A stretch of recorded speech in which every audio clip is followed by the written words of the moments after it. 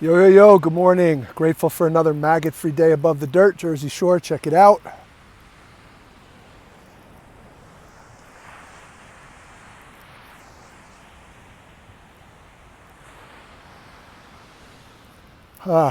So, 2 videos ago was Enlightenment Sucks. The last video was The Mundane is Spiritual. So if you haven't seen those two yet, go check them out before you watch this one, because they lay a foundation for this one. So this video is called Spiritual Prison and Being Spiritual Prisoners. So what this relates to is, I'm sure if you've seen a lot of my videos, you've heard me say constantly to be in this world and not of it. And the last video was about how spirituality is found in the mundane, in the daily inconveniences and frustrations of life. We tend to write them off as in the way of our spirituality, and rather than the stepping stones and the path to our spirituality. And we also mistakenly look at the material world as not being part of the spiritual realm, that we got to get out of here to be spiritual, that we, and no matter what you believe about getting out of here, it doesn't change the fact that this experience, this worldly experience, is encompassed in the whole totality of spirituality. It's not separate. Nothing can be separate from spirituality. So, excuse me, this video is about not necessarily getting out of here, even though for those that believe that's a possibility, then you don't have to, you can keep that belief, of course. I'd never ask anyone to change their beliefs. But this video, what I'm talking about now, is about getting out of here while we're still in here. In essence, being in it but not of it.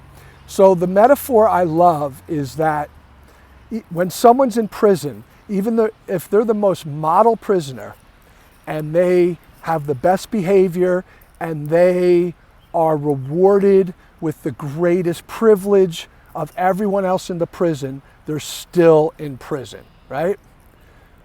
The rewards might make living in prison better, but it doesn't mean that you should forget you're in prison. And how this applies to this topic is that to get out of here while here is about doing our spiritual duty without looking for that reward. And it's not that we should not want blessings from our spiritual practice and our devotion and our service, and we get them, but to realize we can do our practice without needing them, that we shouldn't have an attachment to attaining them. So the prison analogy kind of refers to doing our spiritual practice still from an egoic attachment that is seeking reward, validation, praise. So to be in this world but not of it is to engage it but not be entangled in it. And engage it means not reacting after the fact with some lofty spiritual practice to better ourselves or prove how spiritual we are, or even without ego attachment to just do it because we are trying to transform and break out of our conditioning and our reactive behavior, but to do it without any thought other than this is what needs to be done. And that's how we rise above and be of this world, in it but not of it. So if we're of this world, it means we're making our choices with the wrong intentions. So to be able to just do our practice from a spontaneous place. So in other words, we face a difficulty and we handle it in a spiritual, healthy, wholesome way without being swayed one way or the other of having to make that choice. So I'm going to stop now because, like Zen says, the more you speak about something, the further you actually get away from its essence. I don't want to overcomplicate it, and I don't want to create a state where you're overthinking it. So just remember, we don't want to be the best prisoner here. And we're not doing what we do to get the most reward and make ourselves the most comfortable in this prison.